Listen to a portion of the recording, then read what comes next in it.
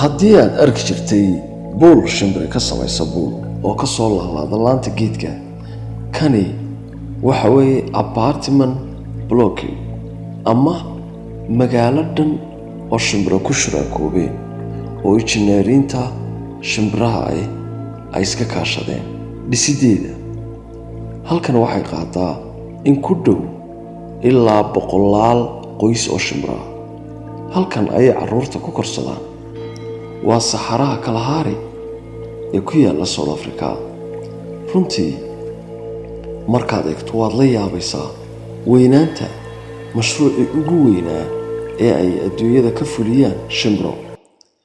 waxaa lagu qiyaasaa cufafkan ama dhismaha shimbiruhu inuu soo jiray muddo qarniyo ah oo generation by generation uu ka dhexlayay. keliya waxay sameeyaan generation waliba markii uu wax noqdo dib u habayn iyo dib u cusboonaysiin ayay ku sameeyaan si uu u sii jiro. mid walibana gurigeeda way taqaanaa. waa magaalo dhan oo bulsho dhan ay ku nooshahay. tani waxay ku tusaysaa awoodda Ilaahay subxaanahu wa tacaala. fadlan soo qor halkaad naga daawanayso.